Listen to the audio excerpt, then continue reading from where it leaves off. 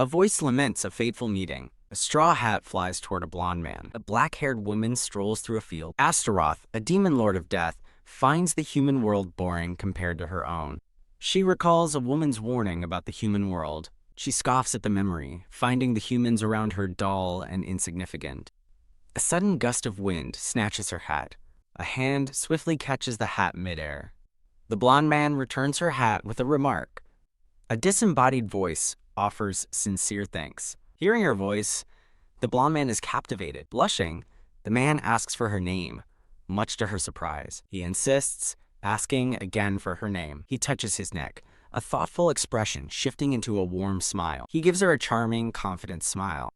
She thanks him one last time and attempts to leave. As she walks away, he quietly follows her. She turns, surprised, and murmurs his name, Enrique. Ignoring all warnings, she fell hopelessly in love with the naive shepherd.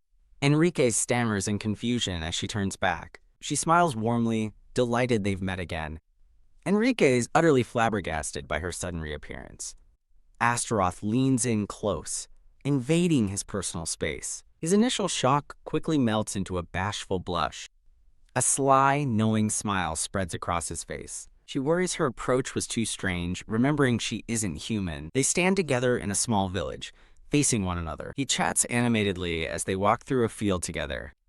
As her love for Enrique grows, her impatience deepens while he offers her a snack. She reflects on his short mortal lifespan as he smiles, enjoying the moment. She embraces him from behind, desperately wanting more of his love. They share a deep and passionate kiss. As their kiss intensifies, she demands his entire life while he protests in surprise. Flustered by her intensity, Enrique asks if something has happened.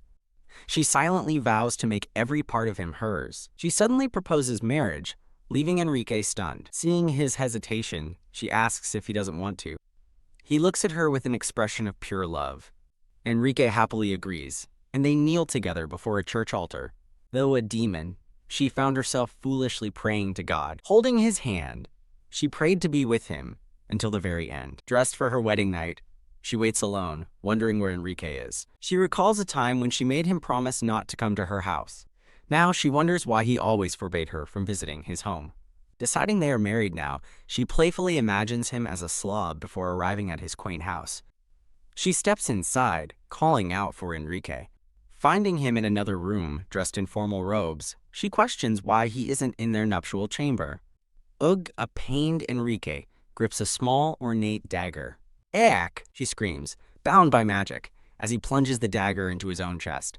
A crimson jewel shatters, unleashing a powerful blast of energy. The magical blast shatters the room. Dazed and bleeding, she wonders what's happening. She sees Enrique, holding a bloody dagger. Crying, he asks why she came. He laments that he now must kill her. Confused, she questions his words and attire. His robes bear a shining holy cross. A pink-haired woman rushes to Enrique's side. She embraces the weeping Enrique, comforting him. She reveals his reward, the Crown Prince title. She smugly tells Enrique to thank her. Astaroth realizes their love was a calculated lie. Enrique continues to weep in silence. She collapses, clutching her fatal wound. The woman taunts her for dying for Enrique. She smirks down at the dying demon. He watches as she glares, betrayed. In her rage, her true demonic form emerges. With her last breath, she curses him. She recalls her sister's warning against loving humans. Reborn as a blonde woman, she faces her punishment. A man is awakened, hailed as Your Majesty. A gray-haired man checks on her, complaining of a burning throat. She lunges, desperately needing yang energy. The man recoils, realizing this isn't enough. She sits up, craving a more immense power. Her attendant flees to call a physician.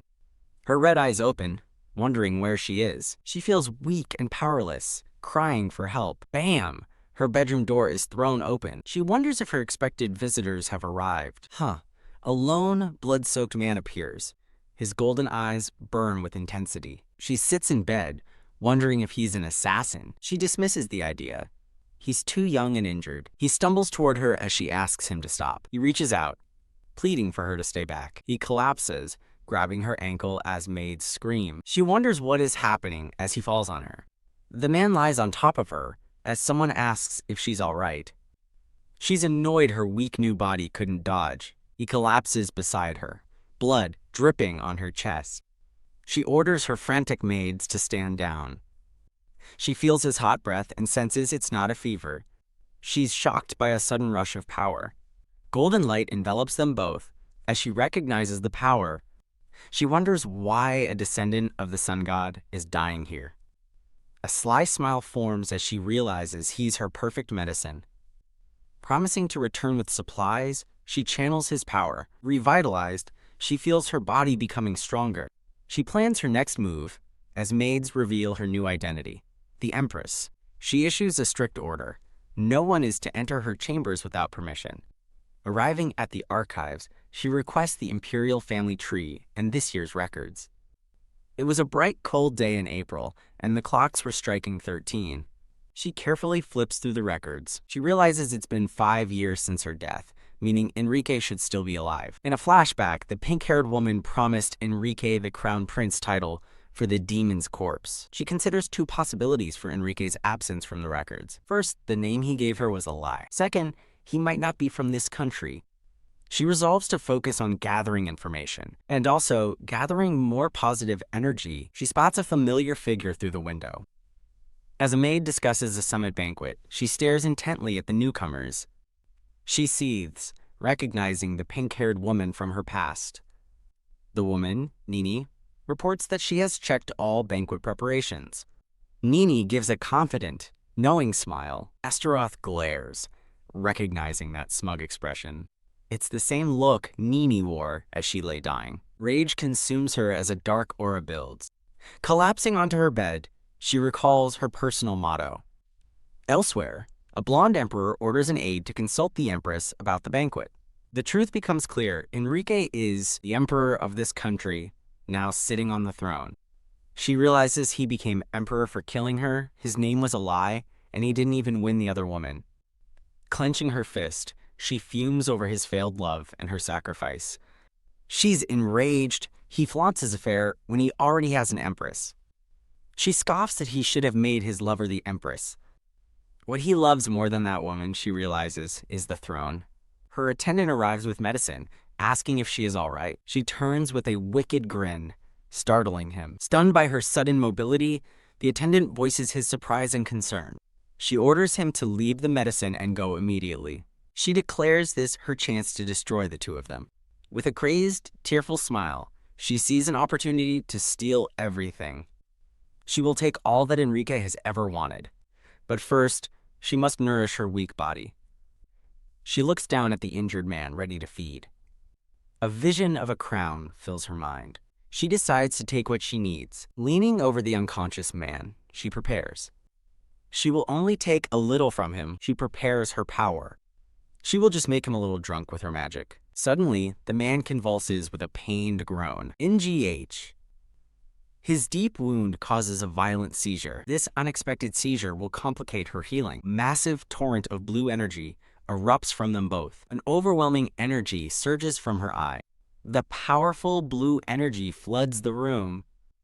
Nini tells Enrique that the Empress has woken and gone to the library. Nini smiles, knowing she has a perfect view of the library from her location. She plans to provoke a reaction from the Empress by flaunting her relationship with Enrique. Seeing the Empress through the window, Nini laughs, exclaiming that they've run right into her. Nini recalls her rival's previous furious expression, savoring the memory of her pain. Fouche, consumed by rage, she turns away from the window. Nini remembers the moment the stupid Leonarda Nix jumped from the balcony. Leonarda effortlessly gained her noble status as the daughter of a great duke. She was seen as nothing more than a frail, greedy woman who cried for her husband's love. Nini scoffs that Leonarda achieved nothing and is too weak to stand by the Emperor's side as she can. Nini watches the library, expecting the Empress to run away crying as she always does. Closing her eyes in delight, Nini happily asks Enrique if he's found the intruder yet.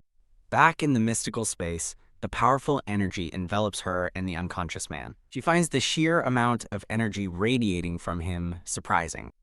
She realizes he is not only a Spirit King's contractor, but also a son of the sun.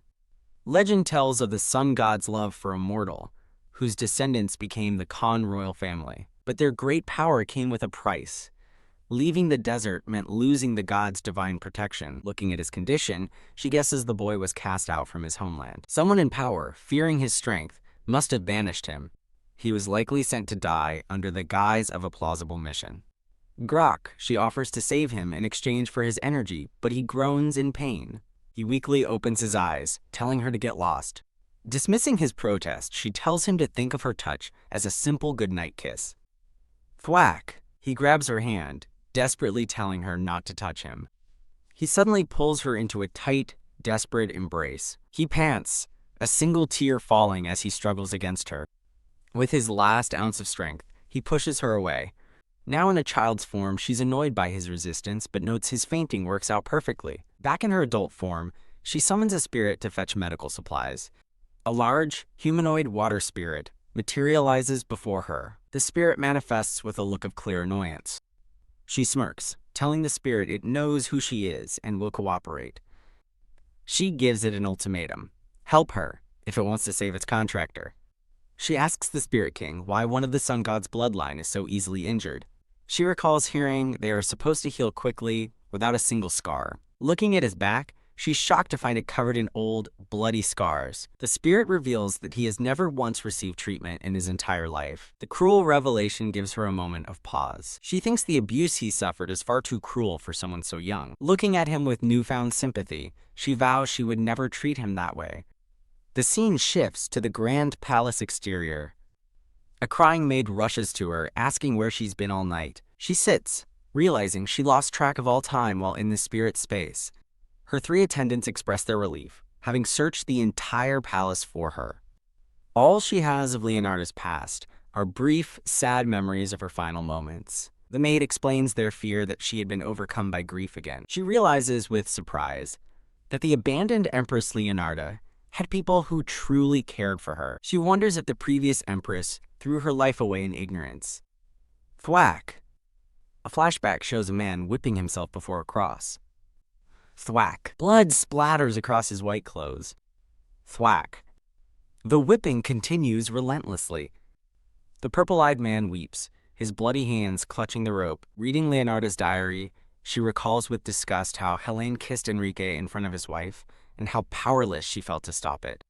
She scoffs at the memory of Helene being revered as a saintess, calling her nothing but a mistress. The cover of the book is revealed, the Diary of Leonarda. The diary is soaked in the anguish of Leonarda's unrequited love for Enrique. She remembers how cold and distant he always was, and how he left her to fall, alone and in despair. The memory concludes with Helene and Enrique together, taking everything from the weak-bodied Leonarda. She notes that the diary's raw emotion is the perfect material for her to impersonate the Empress. A diary entry reveals Leonarda's body was immune to healing magic, and that she desperately wanted a pet. Her reading is interrupted as a gray-haired man addresses her as Your Majesty. The man is introduced as Derek Nort, Leonarda's childhood friend and escort knight, assigned to the weak and hysterical Empress. Her ladies-in-waiting, Charlotte and Susan, were also brought from her family home. As they attend to her, she realizes these people genuinely loved Leonarda. Remembering her own betrayal, she decides she has no reason to return their love. She coldly dismisses Derek, telling him to get out. She forbids him from ever entering her bedchamber again, leaving him stunned. A moment of static silence passes between them. Clenching a table, Derek asks in anguish why she is abandoning him. He gives a pained smile, asking if he isn't her most cherished furniture. Recalling another crying man, she thinks she is sick of men's tears. Calling him a foolish bear, she listens as he offers his deepest apologies. The knight turns his back but doesn't leave. She realizes he has no intention of going. To her shock, he agrees immediately and kisses her foot. She stares down at him, realizing she overlooked something. She understands that a person in love is not in their right mind. Standing up, she prepares to leave, but he insists on accompanying her as a maid offers a carriage. She announces she's going to the Empress's palace library, shocking her attendants. She walks with purpose, knowing she must strengthen Leonarda's weak position to get her revenge. Determined to reclaim Leonarda's lost rights, she is stopped by one of her maids. The older maid apologizes, claiming the library is too dusty and unclean for her. Both maids plead for her to stay, offering to fetch any book she desires. Her red eyes narrow, with suspicion at their strange behavior. She confronts them, asking if they're hiding something from her. With arms crossed, she glares at them expectantly. She promises to be lenient if they are honest with her now. The younger maid finally begins to confess. They reveal they hid letters regarding an upcoming summit banquet, which requested the Empress's opinion. She stays silent, processing the revelation as her attendants watch nervously. She recalls hearing about a summit, noting its absence from Leonardo's diary. It dawns on her that her own people failed to report a major state event to her. She realizes they also hid the fact that Helene's faction would be hosting the summit. She notes that managing letters is Susan's responsibility. The Empress states her distrust, and Susan begs for forgiveness. Susan explains she hid the letters to protect the Empress from pain. She thinks about the yang energy that now strengthens her. She realizes the Emperor's mistress is hosting the banquet due to Leonardo's weakness. Promising consequences, she calls out to a terrified Susan. When questioned, Susan admits to ignoring all correspondence from the Saintess. She realizes this gives her the right to host the banquet. She asserts that hosting the banquet is the Empress's duty. While one attendant worries, Derek declares 1 month is enough time. She confidently presents the challenge to her head maid. Susan panics, wondering if it's possible in just 1 month.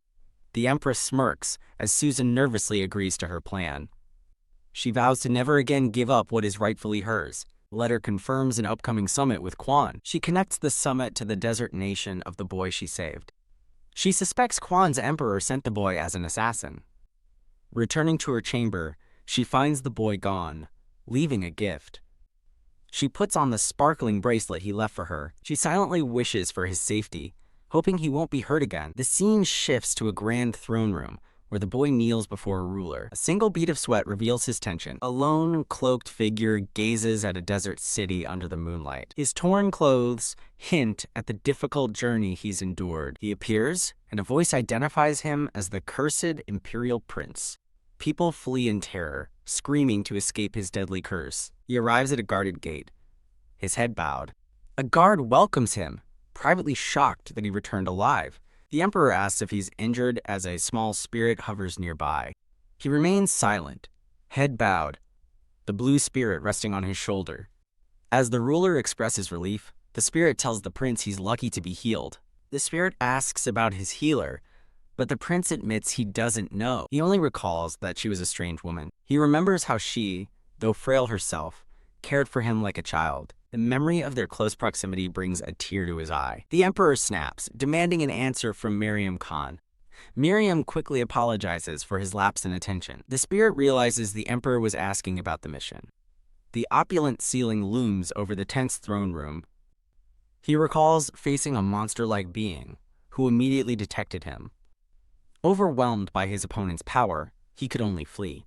His spirit companion offers words of encouragement. The spirit admits its surprise, having never expected him to survive. The Emperor is described as being as wise as a snake and brave as a tiger. Yet he struggles to handle his brother Miriam, a powerful spirit contractor. Though Miriam has no ambition, the Emperor sees him as a threat. The Emperor constantly sent Miriam on dangerous, near-suicidal missions. He sent him far from home, knowing his power would weaken. Miriam was sent to hostile lands, with no one to defend him. The Emperor dismissively tells him to rest, for he will be busy soon. The Emperor reminds a troubled Miriam of the revelation. A vision shows Miriam bound in chains against a palace wall. Miriam thinks to himself that his time here is running out. Looking out at the city, he reflects that it was still his home.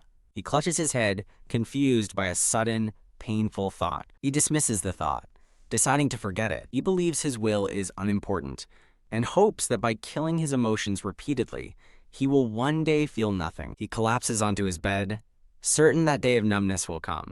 Lying face down, he resolves to wait until then. The small blue water spirit appears, looking down at him with concern. The spirit seems to have a sudden realization. A woman with dark blue hair asks why he gave the bracelet to that woman. The spirit explains the bracelet was his mother's only keepsake. Miriam replies that she deserved it because she treated his wounds. He remembers her radiant light as she healed him, grateful someone wished for him to live.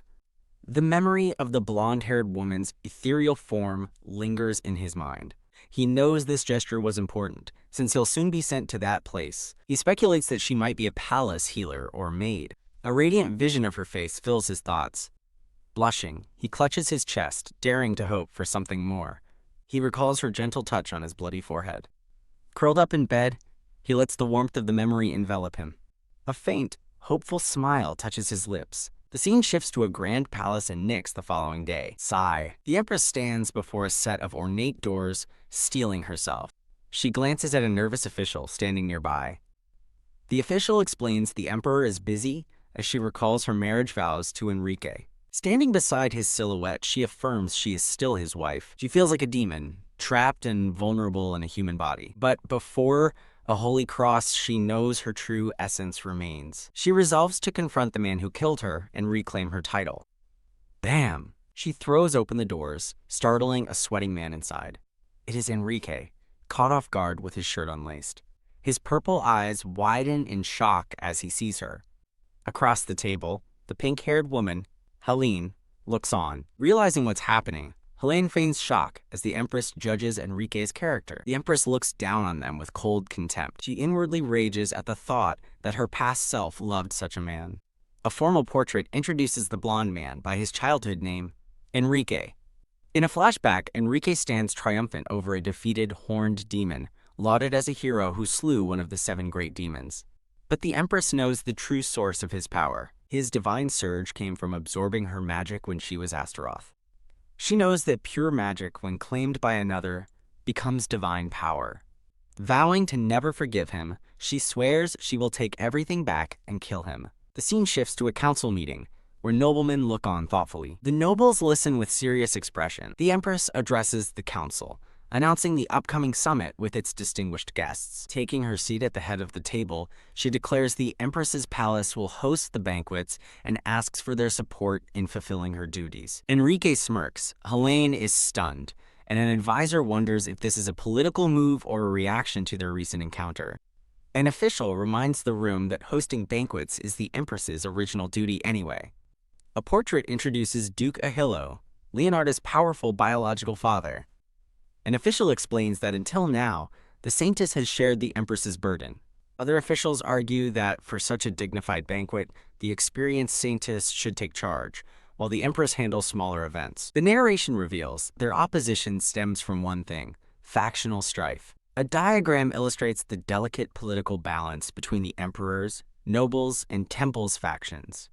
If the Empress, Duke Ahilo's daughter, asserts her authority, this balance will instantly shatter. A nobleman argues that hosting is the Empress's right by law, seizing the opportunity for his faction. He champions her abilities, stating she simply hasn't had the chance to demonstrate them yet. Across the room, Helene gives Enrique a knowing look. Furious at the council's decision, the Empress storms away with Derek. Still seething, she marches on, enraged that Enrique dared to approve her own duties. She realizes what an actor he is, recalling his past deceptions and understanding she was fooled. Grasping her chest, she admits the prolonged exposure to divine power has left her unable to move. She glances at the bracelet on her arm, realizing the gift from the desert boy is preventing her collapse. As Derek escorts her, she wonders if the child knew the true power of the gift he gave. A white-haired man approaches from behind, asking for a word. The Empress turns, her red eyes burning with cold fury. As he walks toward her, she icily asks what he wants. Enrique notes her unusual response, reminding her that Helene managed the palace in her absence. She scoffs at his implication that she should show gratitude. She recalls how he abandoned Leonardo in her moment of deepest despair. Now he rushes to defend Helene's stolen position, and she sarcastically praises his remarkable love. She declares it was the Saintess who overstepped her bounds. She tells Enrique she only tolerated his affair because she loved him. With Derek looking on, she vows to reclaim her rightful place. The two stand apart, a tense gulf between them. He observes that she isn't herself today. He questions her sudden, sharp tongue as she glares back. A sweet memory of a younger Leonardo and Enrique surfaces. She remembers marrying him, blinded by love and willing to sacrifice everything. But she now knows his love was a lie, hiding other intentions all along. The memory of his betrayal stabs her heart, recalling her demonic agony. Looking him in the eye, she thinks of the words she used to feel. "Love your majesty." Those were the words she once wanted to say, but no longer. The phrase, "love you," shatters like glass. Enrique turns to leave with his guards as the Empress stands firm. He stops, asking if she truly won't allow Helene any role. She bluntly confirms it, shocking him with her cold dismissal of the Saintess. His attendants fidget, wishing he would just let his wife have a win for once. With a confident smirk, she tells him to order the Saintess to stick to her duties. She walks away with Derek, leaving Enrique standing alone. He watches her go, wondering if she was always like this. He sees a vision of the dark-haired demon lord overlapping the Empress's form. A cold sweat runs down his face as he senses a presence he never felt from her before. This unfamiliar feeling triggers a memory. He remembers Helene whispering words of encouragement. "You can do it, Henry. Trust me." Helene urged him to absorb the demon's magic after he had slain her. She promised the demon would be his forever, a satisfying prize. In the memory, a tearful Enrique looks down in confusion. The memory echoes with Helene's chilling words, "My beloved Henri." Enrique's hand trembles with a remembered feeling. Clenching his fist, he struggles with his emotions. He coldly orders his attendant to return to the palace. Watching her walk away, he admits he can't forget her. The next day, the Empress reflects on the 2 powers she has left. She recalls using her second power, converting Miriam's life force to extend her own dwindling lifespan. Looking at his bracelet, she worries for his safety and notes the Desert Empire's summit request. She fears they will try to send the boy as an assassin again. She ponders the rarity and complexity of a meeting between the 2 powerful nations. Frustrated by her limited information, she realizes the diplomatic situation is complicated. She summons her aide, a woman named Bertolt. The Empress confidently orders a meeting with Duke Ahilo. Bertolt dutifully rushes off down the hall. Suddenly, a lady-in-waiting bursts in, apologizing for the interruption. The aide nervously announces that the Saintess, Helene, is at the gates requesting an audience. Helene arrives cheerfully, carrying luggage and remarking on her first visit to the Empress's palace. As Helene barges past, Bertolt notes her complete disregard for palace etiquette. Helene explains she's been shy, but now hopes they can be close friends. She eagerly leans in, suggesting they act like girls their age, much to the Empress's annoyance. Helene flashes a perfectly sweet, yet calculated smile. The Empress gives a thin smile, remarking she would have sought her out sooner if she'd known of her cheerful nature. As tea is served, the Empress casually asks for Helene's name, feigning ignorance. She chides Helene for failing to introduce herself upon entering the Empress's palace. Helene recovers instantly with a dazzling, untroubled smile. She formally introduces herself as Helene, while Bertolt glares in the background. The Empress inwardly assesses Helene, concluding she is no simple pushover. With a dark smile, the Empress thinks that Helene's resilience is a relief. She imagines viciously stabbing Helene, musing that weaklings aren't fun to torment long term. In her morbid fantasy, a wounded Helene brings up the banquet. Back in reality, Helene presents samples for the banquet she ordered. She holds up a sprig of holly, explaining it symbolizes peace. She suggests it as a fitting decoration for the visitors from the perpetually warm desert. As Helene details the plant's divine symbolism, the Empress thinks what a shame this is. She regrets not letting Helene organize the banquet to watch her fail spectacularly. The Empress knows a desert custom. All decorations are edible, but holly berries are poisonous. She wonders if Helene knew about the poisonous berries and planned this intentionally. She speculates Helene's plan might be to poison the guests, then heal them to display her saintly power. Helene brightly offers one more item to help. She presents a handwritten list of Enrique's favorite and least favorite foods. She leans in conspiratorially, boasting that she knows everything because they're so close. Helene hopes the list helps the royal couple grow closer. The Empress sets down her cup, a thoughtful expression on her face. She reflects that as a demon, she would have cherished someone as cunning as Helene. Amused by such a cunning human, she wonders if Helene is a saint or a mistress. The Empress suggests a true saint should be helping the poor instead of meddling. Lifting Helene's chin, she coolly asks if her god ever taught her that. She tells Helene to stop playing Empress, regardless of her other roles. Helene stammers that she only wanted to help as a strange power flares around her. Ah ha ha ha. The Empress erupts in laughter, pulling the shocked Saintess into an embrace. Whispering in her ear, she mockingly asks how Helene could take a simple joke so seriously. A blonde woman with red eyes offers a piece of fruit, calling it a rarity. A pink-haired woman looks down as she's asked what she will do. Given the choice to resist or comply, she calmly accepts and eats the fruit. The Empress's thoughts reveal the gift is from Duke Ahilo, and that the pink-haired woman Helene is being forced to smile through her humiliation, just as Leonardo used to. The Empress is startled as Helene addresses her. Helene sweetly offers to have Henri share a bed with the Empress. With a bow, Helene maintains her deceptively demure facade. Looking down at the bowed Helene, the Empress recalls her excuse. As a saint, she can't have children anyway. The Empress dryly reflects on Helene's generous offer to yield. She remembers Helene's words, "Since I don't need it, I'll let you have it," as she stands before a holy symbol. The Empress understands Helene's gesture as a condescending permission to bear the Emperor's child, noting that Helene looks ready to slap her. Despite the provocation, the Empress dismisses her rival as just a child. Helene sits meekly before a towering, winged demoness in black armor. The demoness reflects that in her 1,000 years, she's seen countless women like Helene, insignificant as stones in a stream. She smirks, realizing her unease came from a foolish woman who thought she'd won with petty tricks. Thanks to Helene, the demoness can now view her hatred with cold logic, almost feeling gratitude. Back in her human form, the Empress watches silently from a window. An attendant fumes, calling the Saintess a vixen for barging in and causing a scene before leaving. The Empress quietly considers the timing of the Saintess's sudden appearance. Turning to her attendant, Susan, the Empress asks how many trustworthy servants they have. She declares that spies from the Saintess have infiltrated the Empress's palace. She gives an order to dismiss all but the most trustworthy servants. Her gaze follows Helene, who is being met by a cloaked figure outside. The Empress, seeing Helene as an enchanting little viper, resolves to see the fangs she is hiding. Suddenly, attendants rush to Helene in a panic, asking if the Saintess is all right. Helene gasps for air, clutching her throat in distress. A hand reaches out, as Helene seems to lose her balance. Thud, she collapses to the snowy ground, her attendants falling with her. As her followers cry out her name, the Empress observes the scene calmly from her window. An attendant with purple hair shouts in shock that the Saintess has collapsed. The Empress's eye narrows as she wonders what just happened inside. A small, satisfied smile touches her lips as she vows to repay Helene for this turn of events.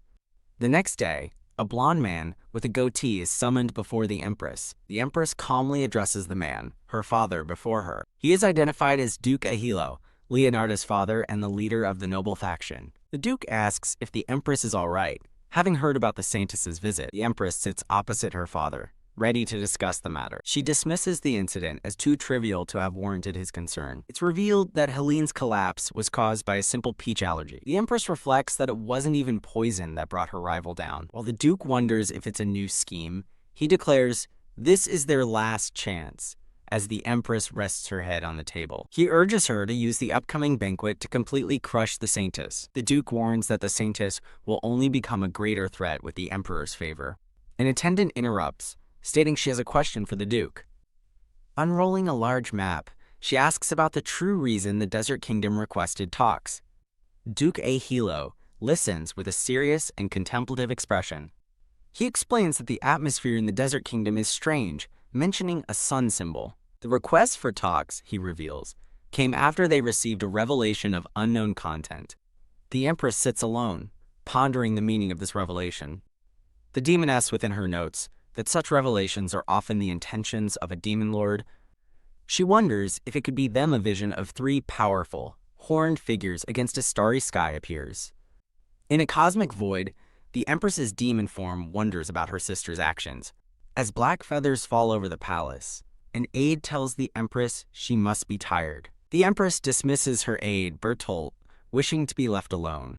She collapses onto her bed, utterly exhausted from the day's events.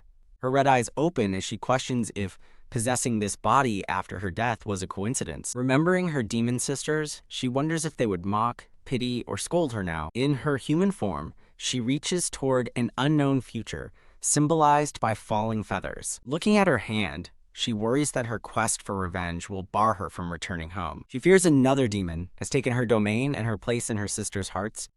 Clenching her fist, she admits she desperately wants to go back. She feels an immortal's loneliness that she believes no human could ever understand. Lying in bed, she turns away from the world and vows never to love anyone again. Tears stream down her face as she silently repeats her promise to herself. The scene shifts to curtains fluttering in a grand, moonlit window. Elsewhere, Helene sobs theatrically as her attendants console her and wonder what the Empress said. A single tear falls from Helene's eye as she glares with misery. Suddenly, a blond man with purple eyes makes an entrance, startling Helene and her maids. The elegantly dressed blond man approaches with a serious and concerned expression. He rushes to Helene's side, asking if she is all right after hearing she collapsed. Helene feigns weakness, stating her collapse happened right after visiting the Empress. The blond man leans closer, intently demanding she tell him everything that occurred. He gently calls her by a tender nickname, Nini. A flashback begins, introducing Helene's past as an untouchable from a place called Quid.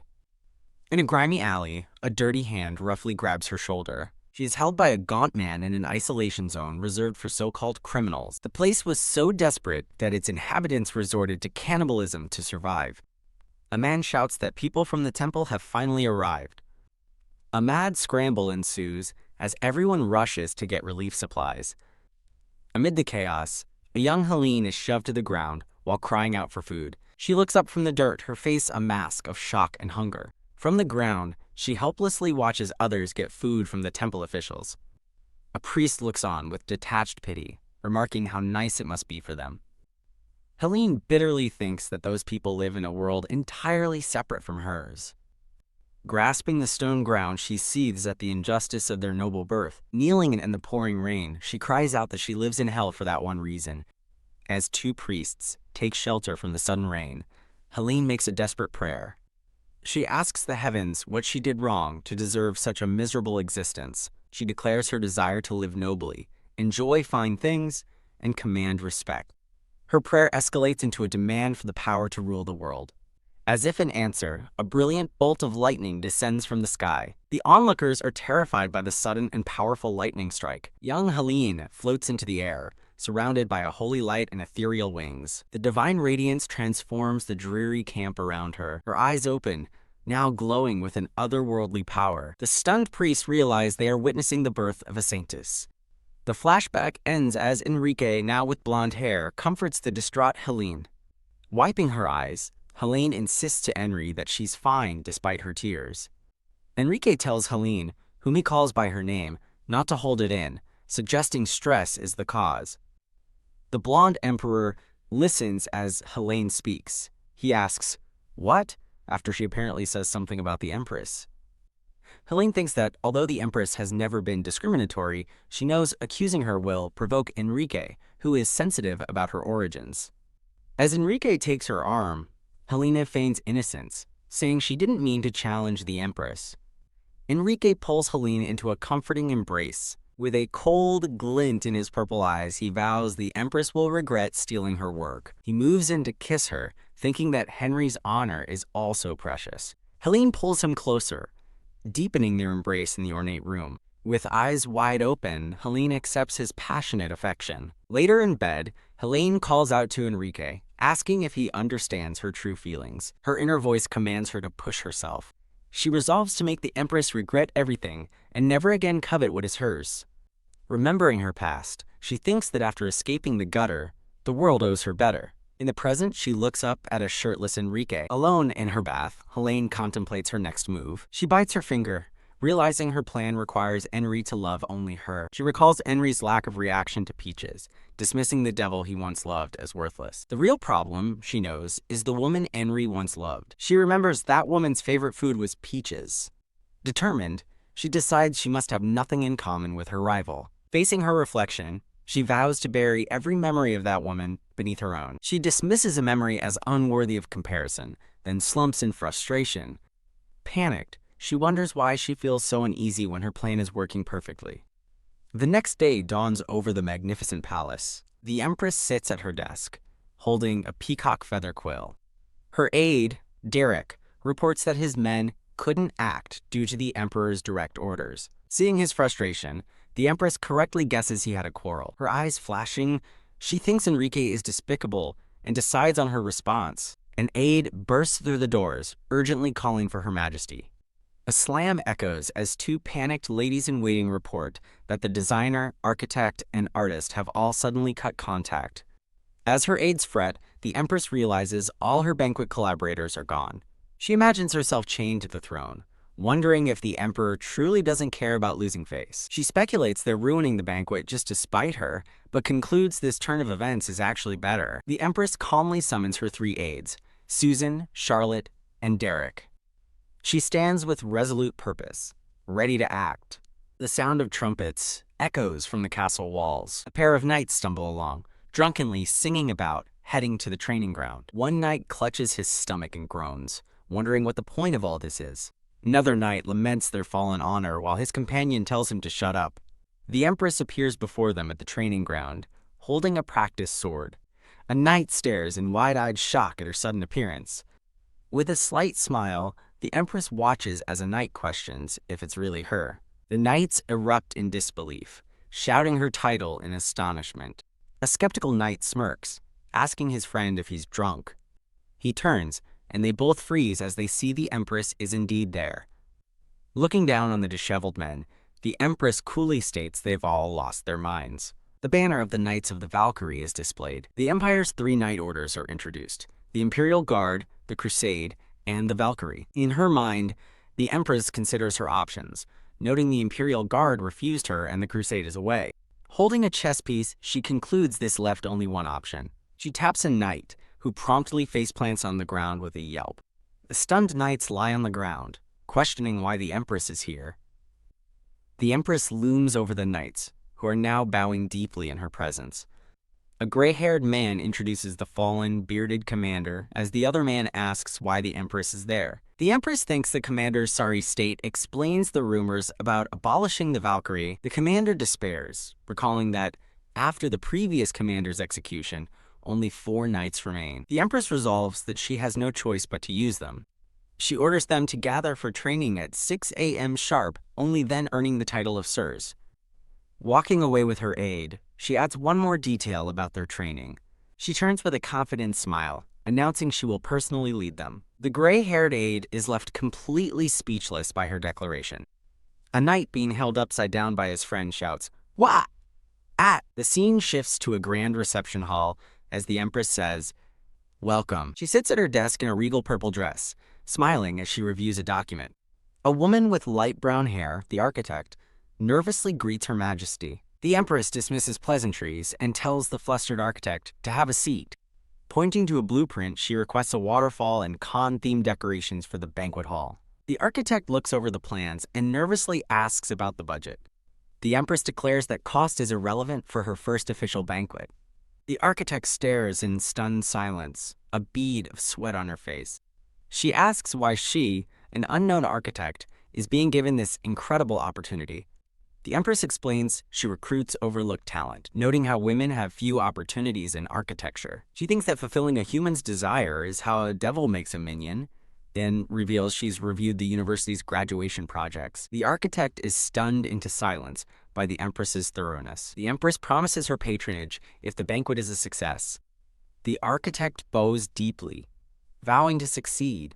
Later, she reflects that the empress is kinder than rumored, having even provided sample champagne. The empress walks through the hall with her gray-haired aide. Her aide notes that she has been using all 7 reception rooms every single day. As the empress runs tirelessly at the training ground, the knights marvel at her incredible perseverance. The knights, now in good spirits, tell the empress they can't just keep despairing. A narrator explains she is dispelling her reputation by mingling directly with her subordinates. After training, she asks her aide, Sir Nort, about the day's schedule. Suddenly, a wave of dizziness overtakes her, her vision blurring with a shimmer. Thump! She stumbles into Sir Nort, realizing her human body can't keep up. She looks up with a weary but resolute expression.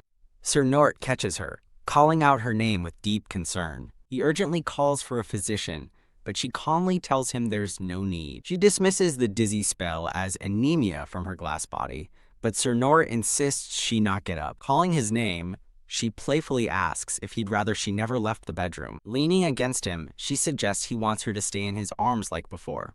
An aide announces the arrival of the tailor and designer, and the empress pulls away. She tells a flustered Sir Nort to let's go, cutting off his stammered explanation. He watches her walk away, his expression filled with unspoken feelings. As she passes, Sir Nort kneels behind her in a show of deference. She turns, now wearing a magnificent red uniform, and tells him to look. Facing her knights, she smirks as Sir Nort calls the uniform beautiful. She replies, "I know that." She announces her plan to provide the new, comfortable uniform to the entire Valkyrie, shocking the knights.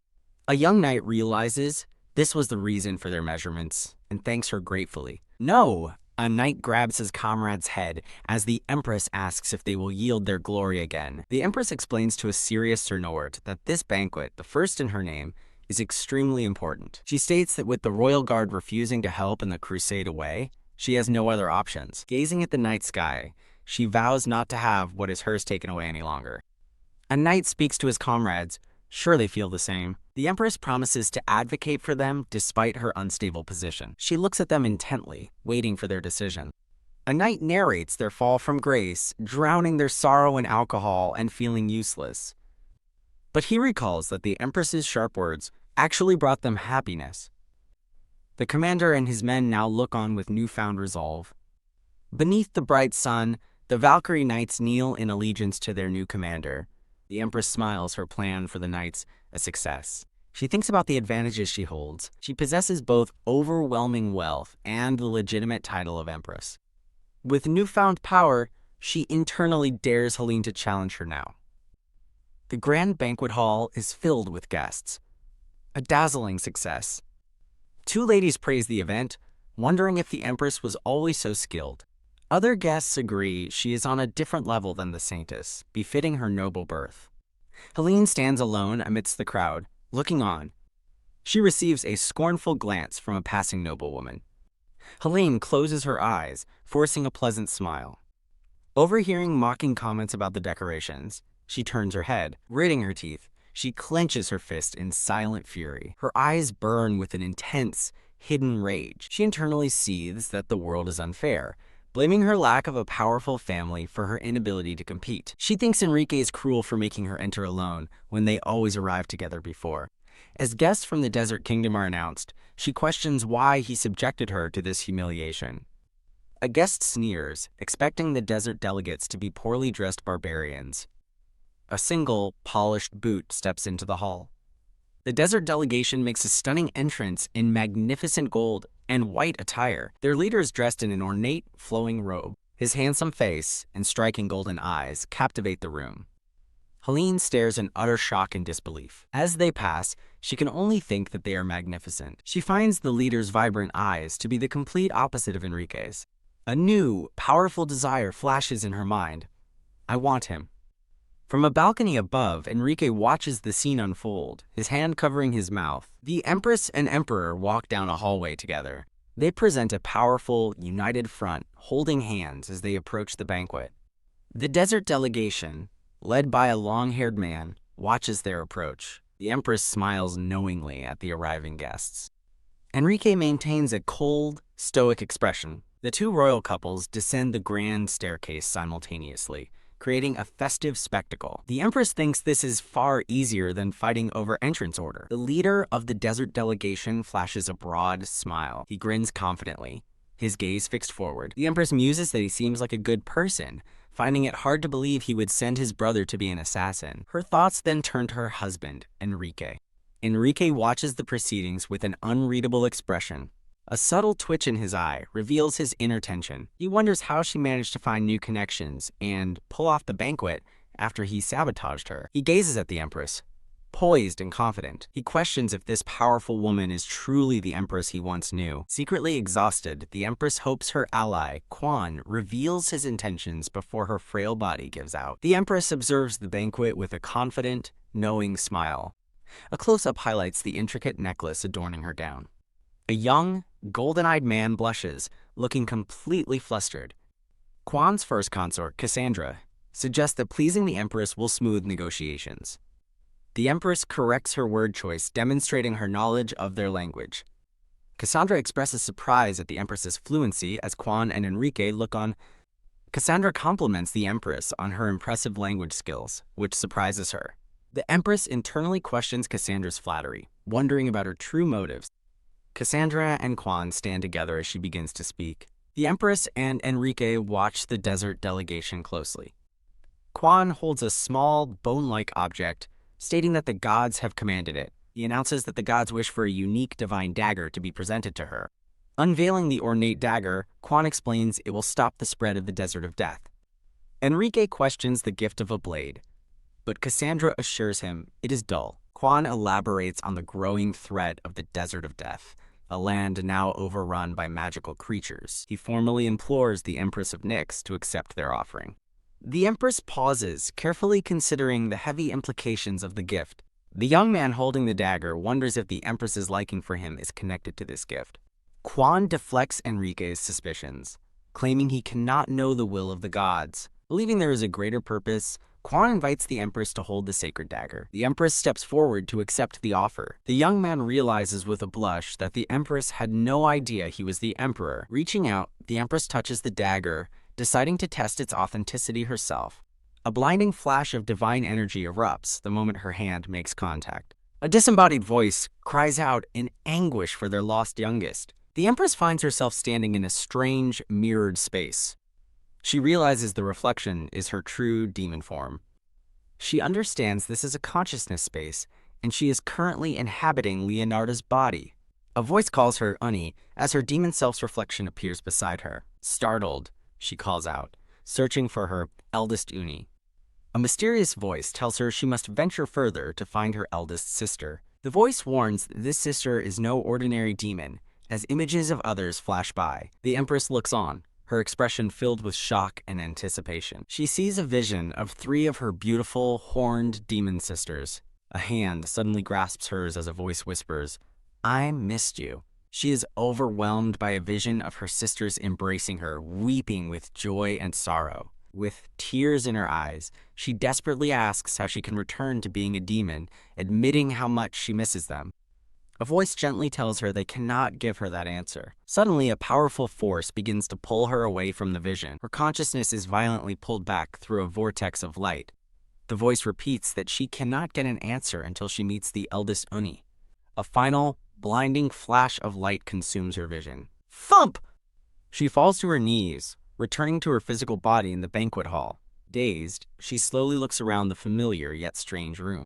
She gasps in sudden recognition of her surroundings. She's horrified, realizing this is Enrique's cabin, the place she was murdered, as her demon form rages within. OWW. A voice recounts how the human stole her magic and tore her soul to shreds. She looks up to see a vision of her purple-haired third sister outside the window. She calls out to her third Uni in disbelief. The sister tells her she is far from ready, but the Empress clenches her fist, seething with a rage to destroy the human who wronged her. A voice explains they preserved her soul with magic until her eldest sister found an empty vessel. She now understands why 5 years had passed before she woke up. A green-haired sister appears in a reflection, telling her to be grateful for their efforts. The sister scolds her, revealing they had to negotiate with the laws of causality. She recognizes her second Uni, who affectionately calls her a troublemaker. Her sister reveals that she is in the middle of a test, which confuses her. She is told to open the door and do what she couldn't before. A voice promises she will learn the only way to return to being a demon on a desperate path. She confidently declares she will do anything to become a demon again. From a window, her purple-haired and green-haired sisters watch her.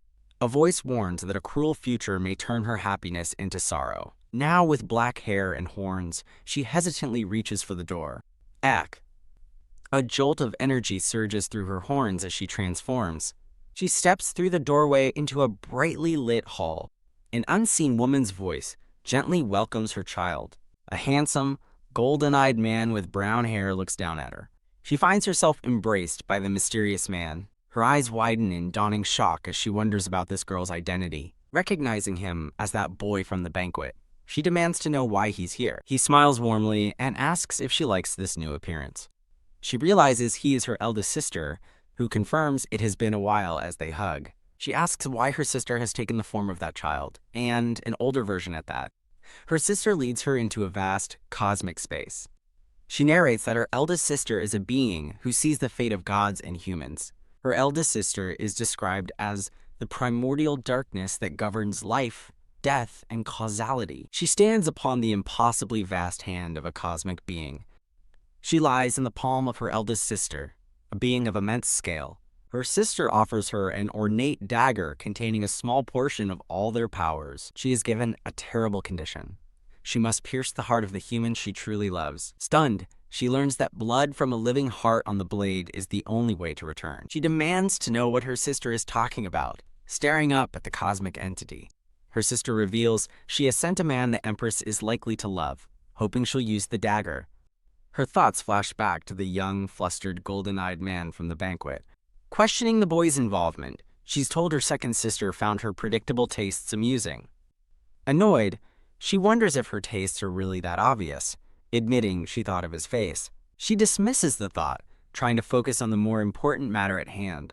She vows that she has no intention of ever loving a human again. Clutching her necklace, she recalls the profound pain of Enrique's betrayal.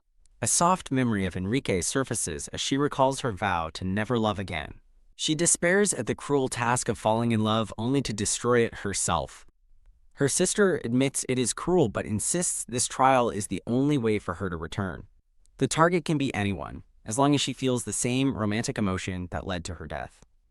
Her sister warns that if she fails to sever that love herself, tears of blood will flow. The ultimatum is clear. Without this sacrifice, she can never return to being a demon.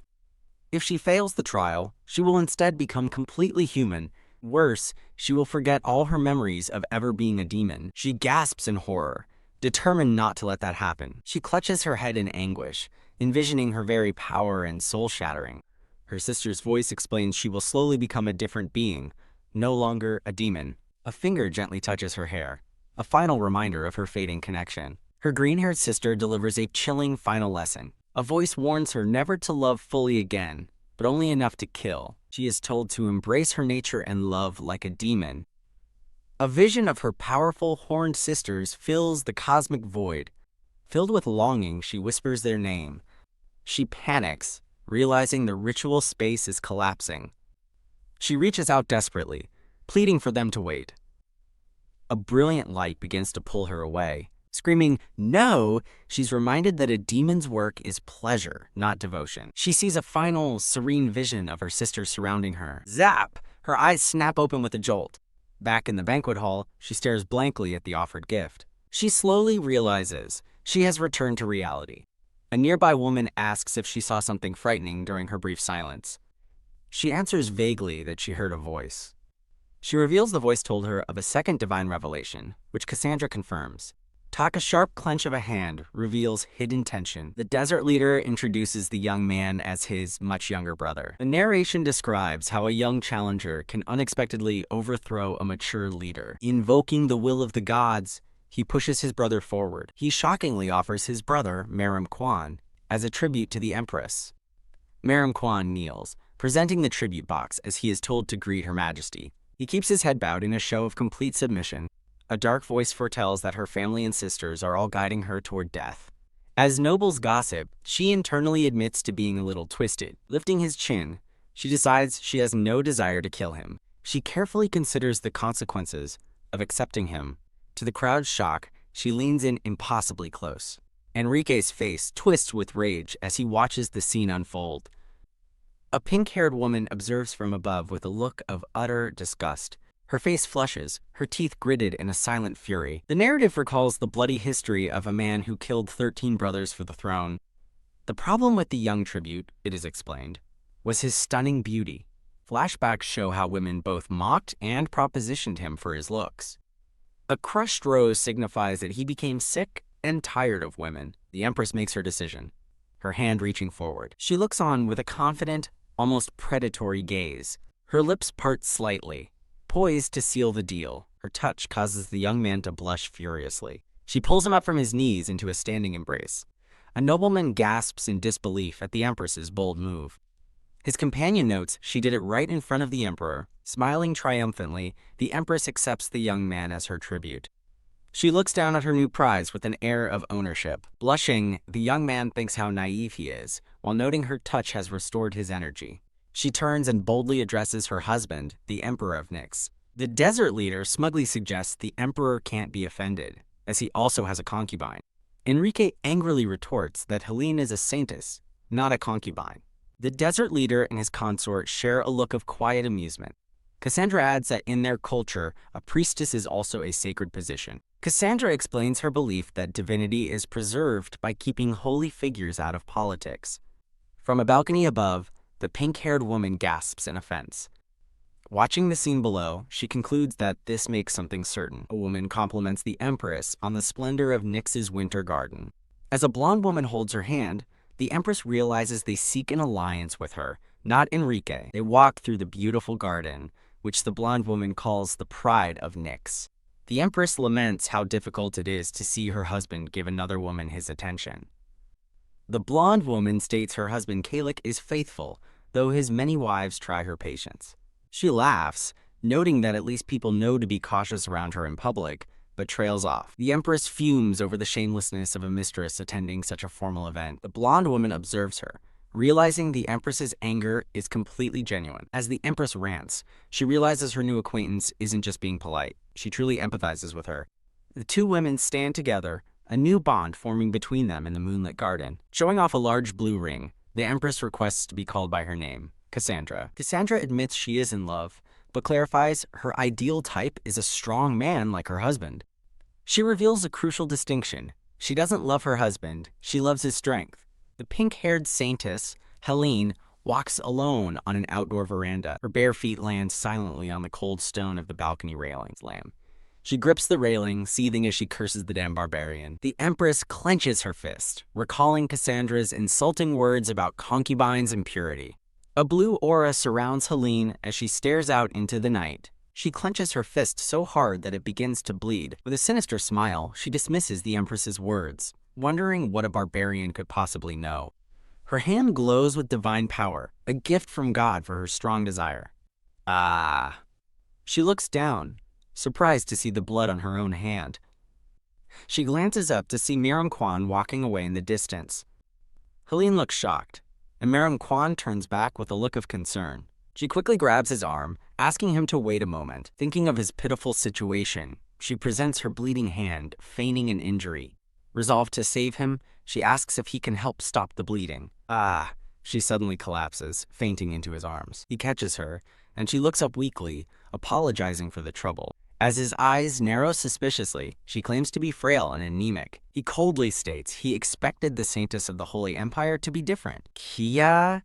He shoves her away, declaring her just as vulgar as the other women. Holding a sun emblem, he points out he has no reason to tend to a wound that has already healed. He warns her to wag her tail, only for her master, leaving her utterly stunned. She stammers in disbelief as he turns his back on her. She stumbles backward, her mind reeling from his rejection. She can't believe he accused her of wagging her tail.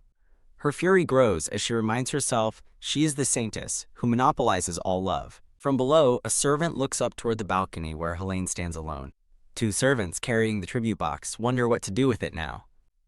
In the darkness, a hand rests upon the abandoned gift. Her face cast in a demonic red light. Helene smiles with a wicked idea. A sinister thought crosses her mind about a certain thing she could use. The Empress and Cassandra part ways, hoping to meet again soon after a pleasant walk. The Empress worries, feeling that the energy she absorbed earlier is not enough to sustain her. She grows dizzy as, wretch, someone suddenly collapses right in front of her. Panic erupts as people scream for a doctor, shouting that the Emperor has been poisoned. A brown-haired woman asks the Empress what is happening as the Empress looks on in confusion. Whoosh! The blonde Empress stumbles backward, losing her balance. She lets out a small gasp, her red eyes wide with surprise. A dark-haired man with golden brown eyes swiftly catches the Empress in his arms. He blushes, noticing how she was staggering just moments before. She thanks him for his quick reflexes, and he replies that he was simply watching for her return. Bathed in a golden light, the Empress says she feels alive again, prompting the man to ask what happened. In a cute chibi flashback, he explains some Quan members began vomiting. The Empress notes his formal tone is unfitting.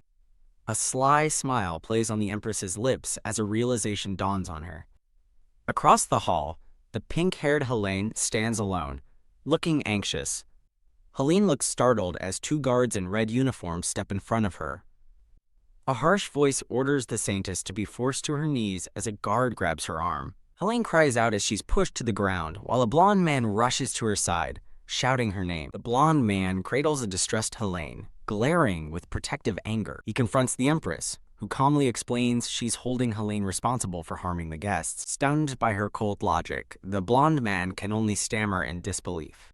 Helene peeks out from behind the man, her expression one of shock. The Empress condescendingly asks if Helene was too furious to oversee the banquet properly.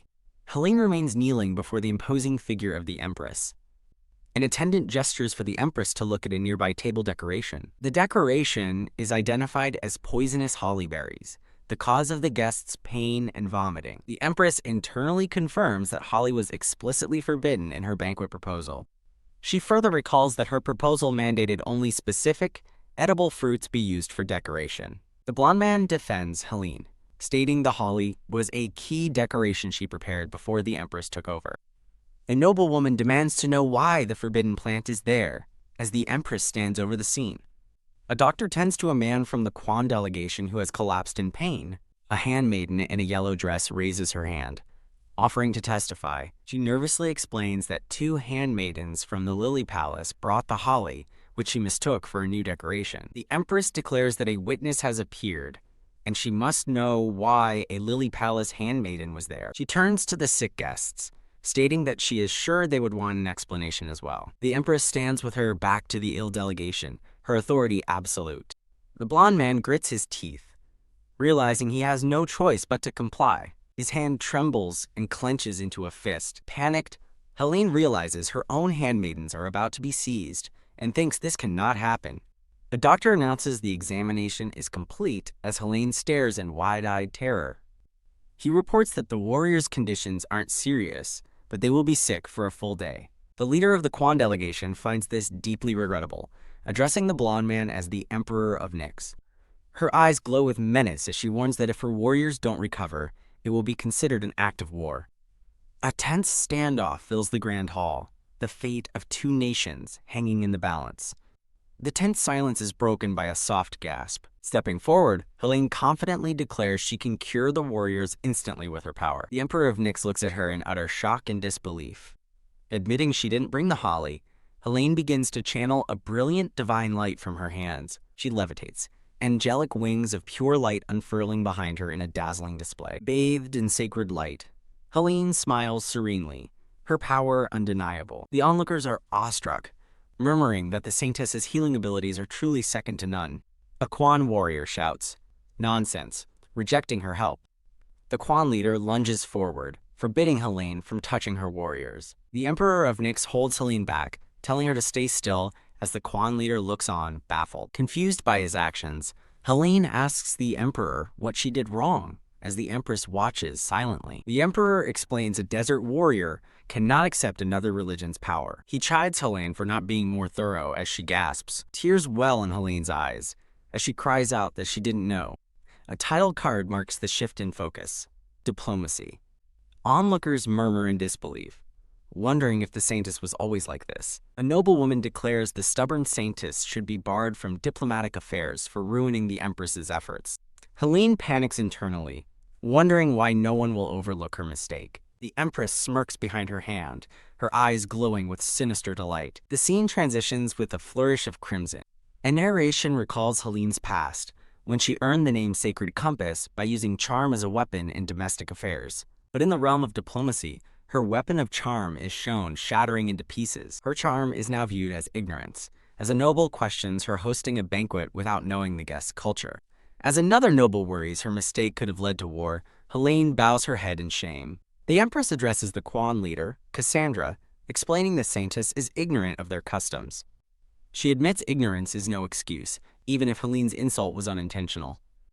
Promising punishment for Helene to restore the warrior's honor, she asks for forgiveness. Cassandra reluctantly agrees, but banishes Helene from her sight for the rest of the banquet. The Empress smiles triumphantly, looming over the defeated Helene and her protector. The Emperor of Nyx finds the situation odd, thinking the Empress seems like a different person. He muses that one cannot suddenly become skilled at diplomacy overnight. In a flashback, a dark-haired woman notes the Empress, Nike, is reading about Aquan and asks a pointed question. Lying in the woman's lap, Nike asks what she's referring to. The woman reveals that a key revelation was bestowed by a demon, not a god, shocking Nike. She explains that at their core, gods and demons are the same. The Emperor's thoughts race, connecting the Quan's gift with the Empress's sudden change in behavior. He considers her recovery from illness, wondering if it's all a coincidence. He arrives at a terrifying possibility. The Empress has made a contract with a demon. Determined to uncover the truth, the Emperor stands resolute, as the Empress smirks knowingly. An attendant announces their arrival as the Emperor and Helene stand before two new figures. Eek!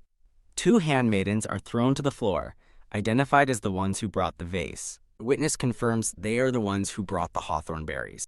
The Empress looms over one of the terrified maids, demanding a full explanation. The maid stammers that they only wanted to cheer up the Saintess, leaving the Empress stunned. They explain their hard work on the banquet was rendered useless when the Empress took over.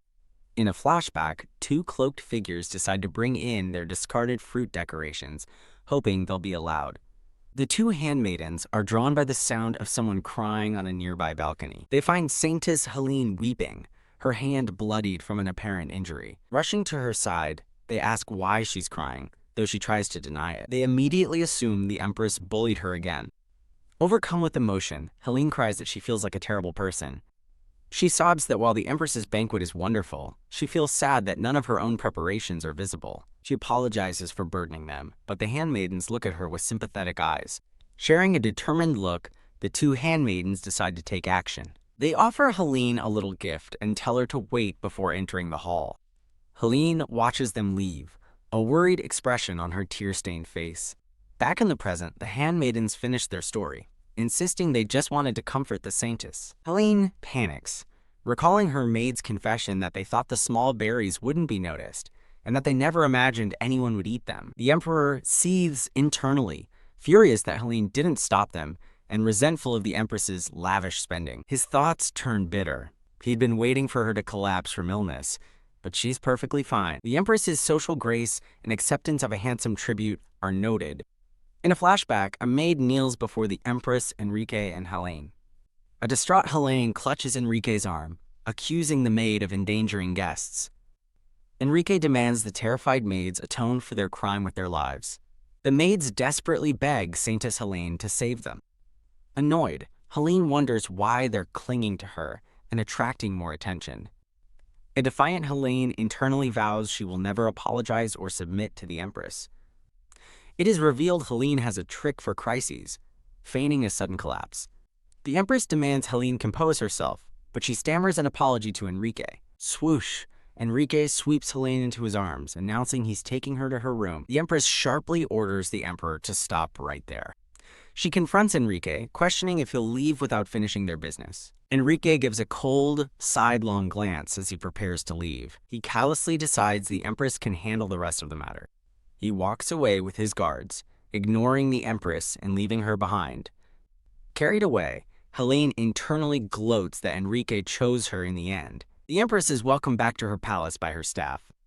A woman named Susan confirms their plan at the banquet was a success. It's revealed Susan was the one who leaked the banquet's theme to the maids. Susan also bribed another maid to provide false testimony. A formal introduction identifies the helpful woman as Susan Berteau.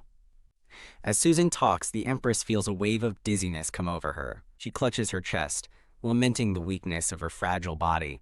Feeling her limit approaching, she decides she must introduce Miriam quickly. She instructs her staff to treat her new guest, a royal, with respect. Introducing Miriam, she assures him that her people are trustworthy. Whoosh! The Empress suddenly collapses as a guard shouts an alarm. A silver-haired man in a military uniform rushes toward her in panic. Miriam Kwan catches the fainting Empress in his arms. Looking down at her, he notes she had been looking unsteady for a while.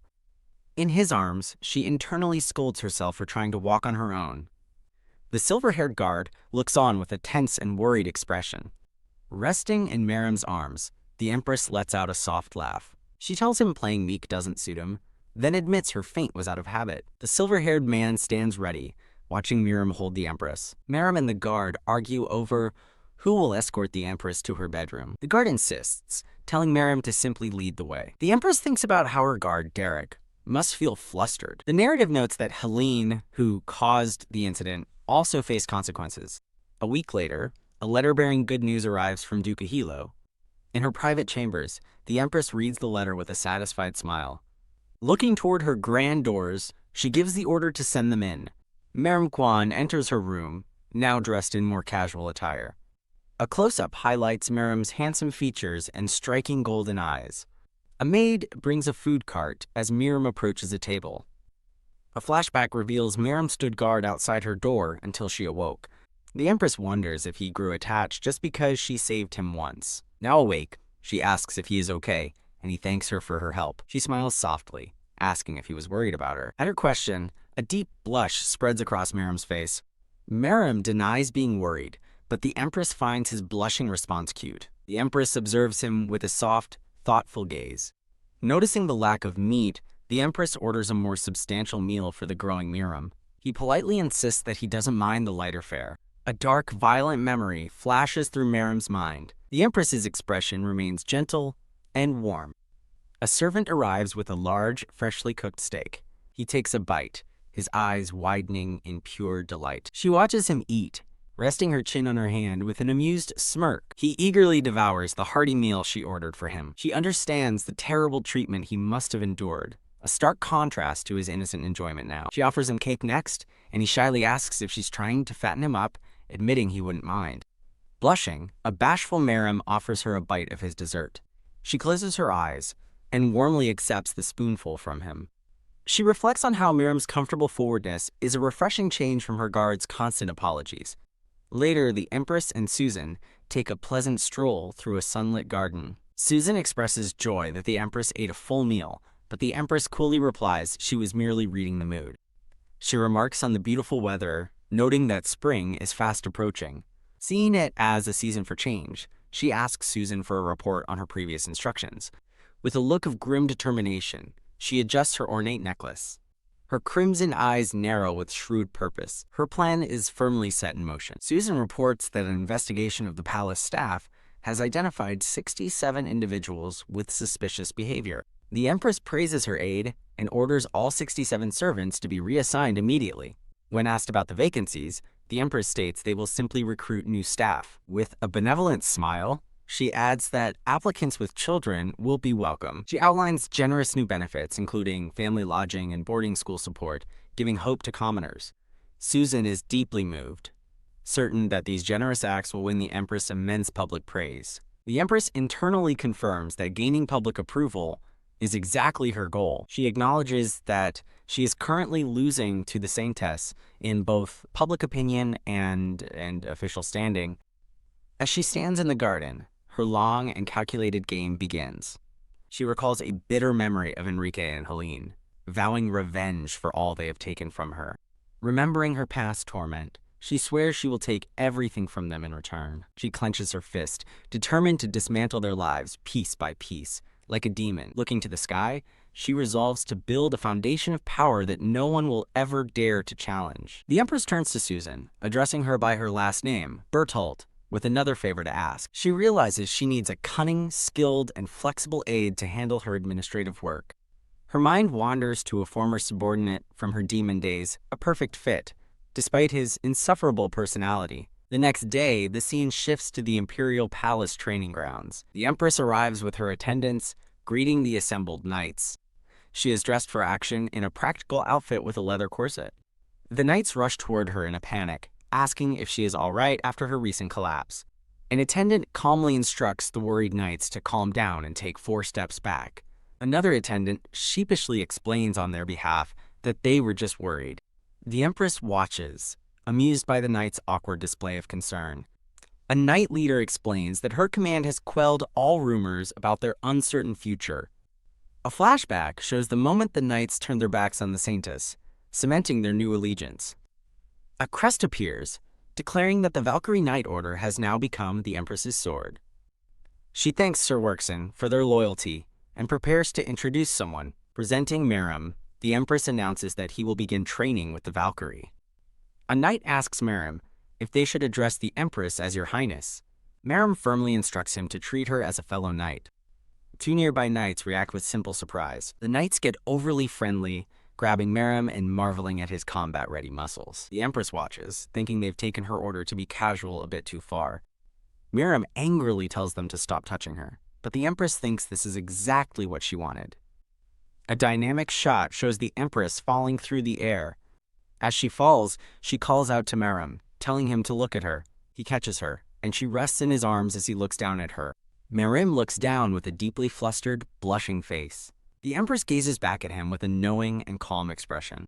The Empress reflects that, as a result of this display, Derek's standing has diminished. She notes that Derek likely understands the difference in their status. She reasons that Mirim's care for her isn't romantic. It's a natural attachment for a young person sold to a foreign country to form with a guardian. This complex dynamic, she concludes, makes it harder for Derek to interfere. The Empress dismisses them to train while she takes a walk, and both men agree.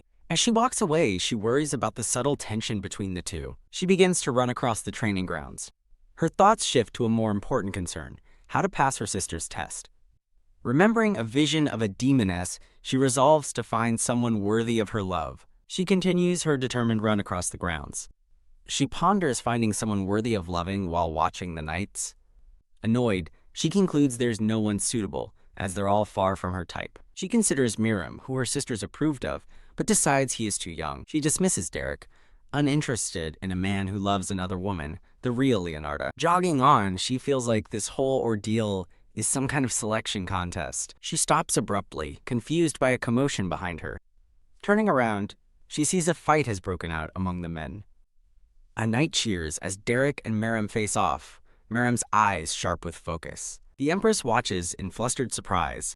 Merim questions if this is what she truly wanted, accusing her of feigning reluctance. Derek stoically states he is simply following her orders to train the Valkyrie. An attendant offers the tired Empress a seat, which she accepts. From her seat, she decides to pit the two against each other to settle their bad blood. As Derek and Merim prepare to spar, she confidently predicts the winner. Their wooden practice swords clash in a flurry of motion. Merim strains, sweating as he blocks a powerful strike from Derek. A close-up shows Merim's golden eye, filled with intense concentration. He pushes back, locked in a fierce struggle with the silver-haired guard. The duel continues with a powerful and swift exchange of blows. Thwack! Merim's practice sword is sent flying from his grip. Derek stands victorious, his sword at a stunned Merim's throat. A knight exclaims their skill is incredible, while Merim looks on, annoyed. The Empress watches the two opponents face each other after the spar. She reflects that Derek is a genius, while Merim is still just a child. But if the Spirit King were fully functional, she muses, the result would have been different. It is revealed Merim is a son of the sun, a blessing and curse whose yang energy is too powerful to let him survive to adulthood. His yang energy is so dangerous that the Spirit King must constantly use all its power just to cool him down. However, this is a temporary solution that will only last until his body is fully grown. Vroom. Her inner monologue explains his body holds a latent power. Once he matures, his cursed yang energy will become a powerful blessing. In about 3 years, she predicts Merim will surpass his brother, Kalik. Merim clenches his fist, his golden eyes burning with renewed determination. The Empress thinks the competitive spar was good for them both, hoping it brings them closer. Again and again, Merim relentlessly challenges Derek to another match. The Empress and her attendant watch, wondering how long they'll keep sparring before the sun rises. Deciding she has no choice, the Empress prepares to intervene. Cough, cough.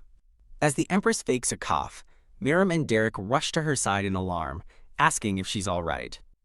She smiles, blaming the dust and ordering Derek to escort her inside and get water, while patting a worried Merim. She pats his head, praising his effort and promising to teach him how to become stronger. She gently holds his face, her touch making him blush. His golden eyes widen in shock as she holds his face. With a sudden thud, he kneels before her as she offers to teach him how to become her consort. The Empress and her attendant pity him, assuming his time in the desert affected his emotional development. A stunned Merim hears her clarify that she has no intention of treating him as a consort. Looking up at her, he asks what he should do then. His thoughts drift to an image of her under a parasol, fearing she'll disappear if he closes his eyes. He wonders what he truly wants to do with this person. The image of her lying in a field of green flashes through his mind. He gazes at her, questioning his feelings for this person. Overwhelmed, Merim collapses into her lap, burying his face. The Empress looks down at him with a calm, knowing expression. She gently touches his cheek, urging him to find a dream other than being a consort, but he asks what a dream is. She lifts the boy into her arms. She promises him a nice room, new clothes, and plenty of meat to eat as he grows. The Empress gazes down at the back of his head. She wonders if his desperate clinging is an act born from anxiety. She leans in close, her expression serious. She whispers that from now on, he just has to know one thing. He realizes she means he must know that he wants to live. Sitting him down, she rejects him again, bluntly stating she can't stand kids. Her eyes fixate on his bracelet, noting its divine power shield and asking where he got it. Merim stammers, a dark memory flashing in his mind. Grab. She takes his wrist, the red gemstone on the bracelet glowing ominously. ZZZTA, painful shock of power surges through her. Gasp. The Empress reels back, stunned by the immense divine power flowing from the bracelet as her worried attendants rush forward. She realizes the power feels like the entire Crusade Night Order has arrived. A man with light blonde hair wonders what the Empress is doing here. His purple eyes narrow as he questions why a royal of Quan is on the Imperial Knight's grounds. The Empress looks up, flustered and weak, recognizing the newcomer as Enrique. She identifies Enrique, backed by his Crusade Knights, as the source of the overwhelming divine power. Enrique tells Merim to let the Empress down, demanding she explain her presence. Too weak to fight, the Empress closes her eyes, and Merim concedes the point. She feels the crushing weight of that bastard's divine power. She struggles to breathe, unable to even stand on her own. Enrique observes her distress with a sharp gaze. He orders his group to hold their position. He confronts the Empress, revealing he knows she saved his hometown of Ansel from a flood. The Empress realizes with a blush that he only just found out about her good deed. A voice recalls using demonic knowledge to raise the Empress's reputation with Dukahilo's help. The voice explains that as Khan's desert expands, a flood is bound to occur elsewhere in the world. Surrounded by knights, the Empress wonders if the Emperor brought them all for this. The Emperor of Nyx stares ahead with grim determination. He internally questions if the recent events could truly be a coincidence. The Empress maintains a calm, unreadable expression. The Emperor reflects on her dramatically changed personality, which seems to erase her past. Her newfound eloquence and diplomatic skill convince him the Empress he knew is gone. Concluding she's like a different person, he recalls watching her quietly, based on speculation. His suspicions solidify into a single, terrifying conclusion. The Empress has made a contract with a demon. A dark-winged demon with glowing yellow eyes embraces the Empress from behind. The Emperor accuses her of causing the flood, but she coyly denies having demonic power.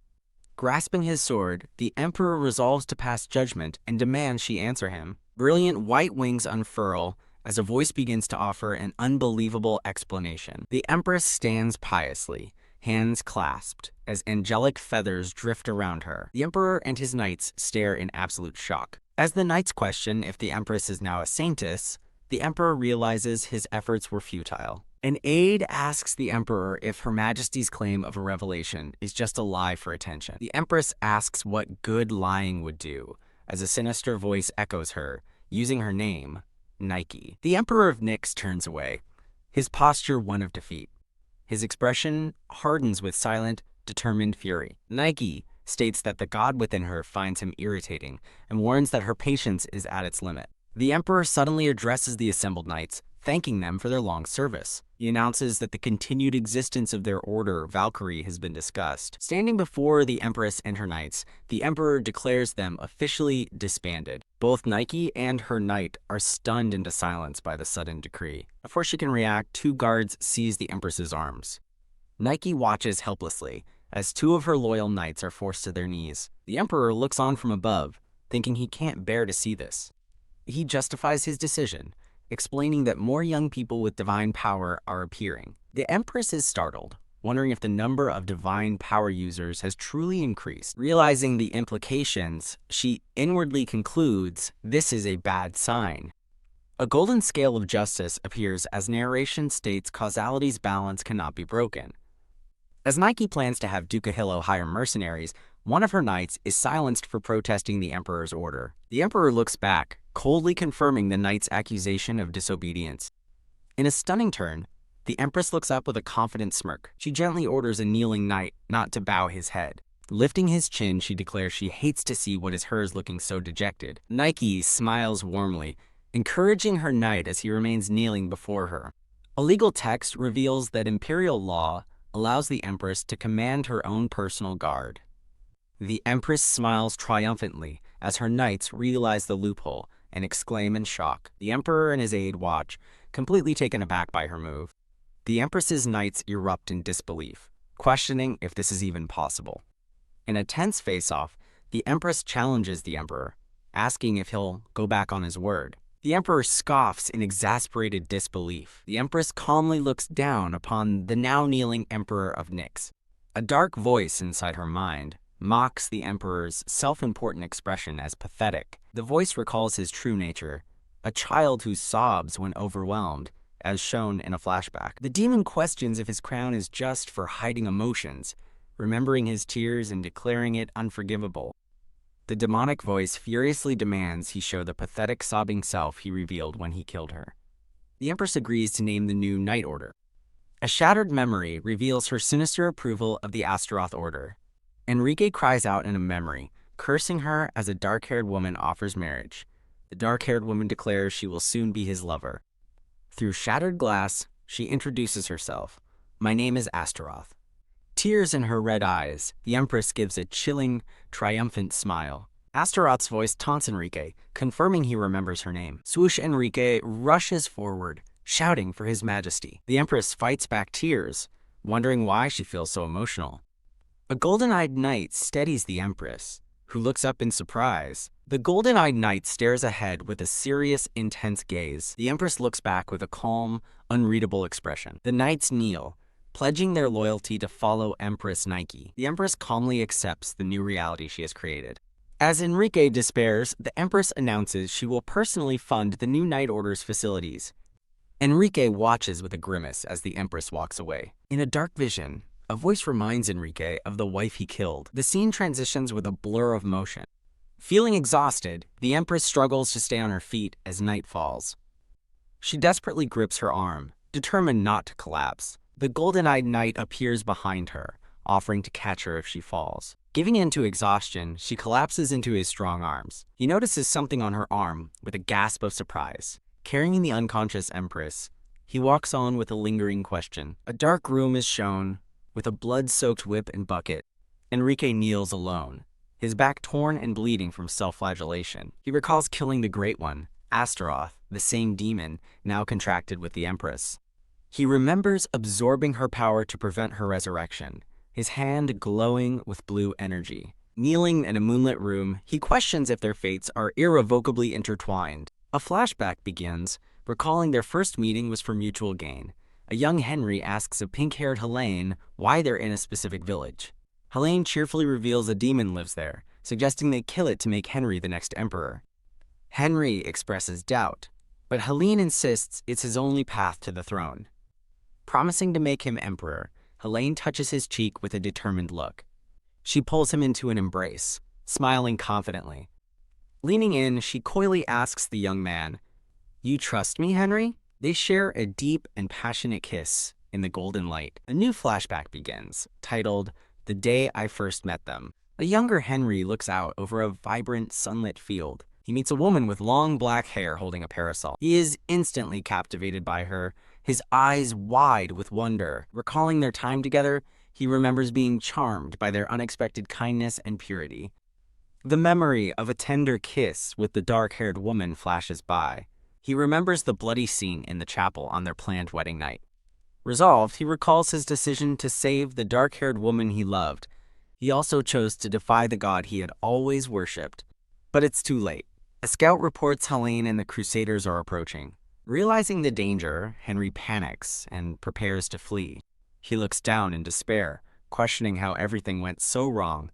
He recalls Astaroth warning that his followers wouldn't flee, and that revealing the truth would mean fighting Helene's Crusaders. The vision ends with a dying Helene calling his name, surrounded by ethereal hands. PWOK. A pink-haired woman suddenly embraces a shocked, blonde-haired young man. With glowing red eyes, the pink-haired woman reveals she knows he has betrayed her.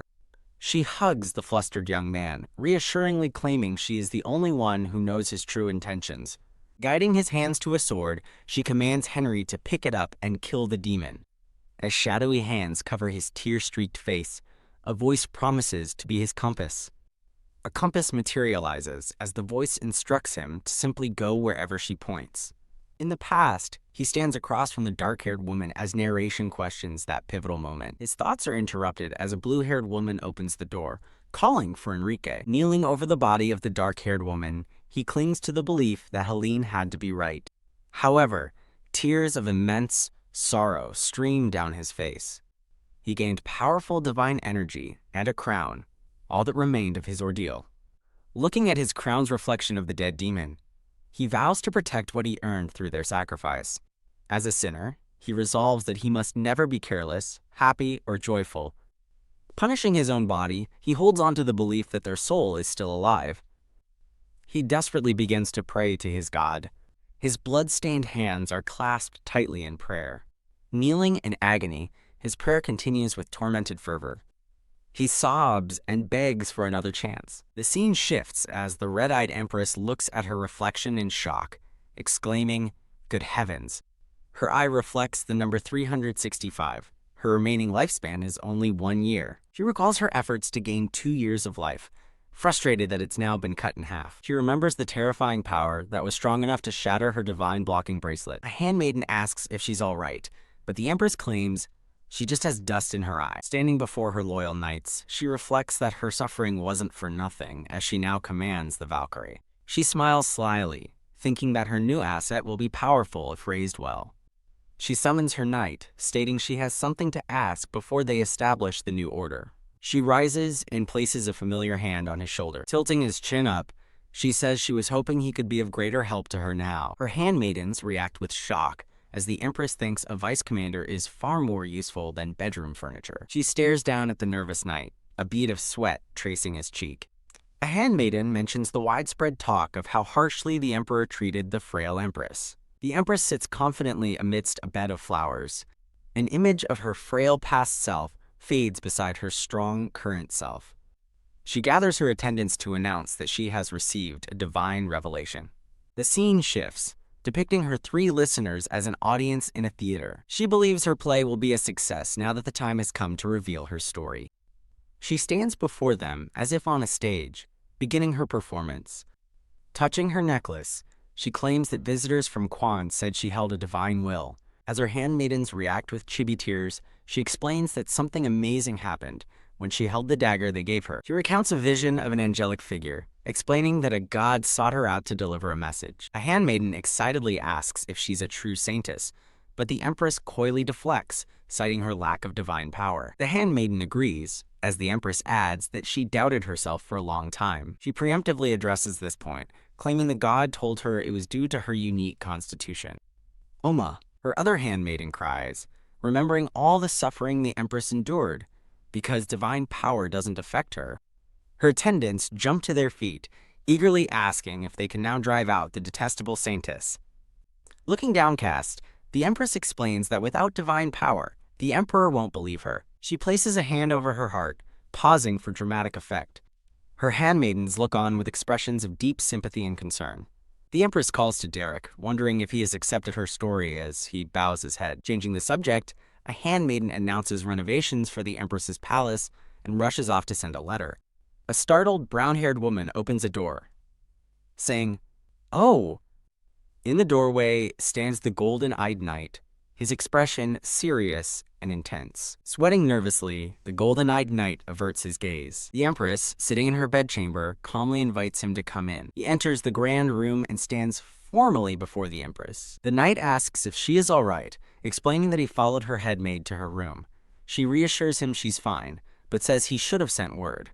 As he hesitates, he recalls a tense memory involving the Empress and her attendants. Looking at him with a gentle expression, the Empress says his name, Meruem. The Empress tells Meruem he can come to her anytime, and that he doesn't need to ask for permission or worry about what others think.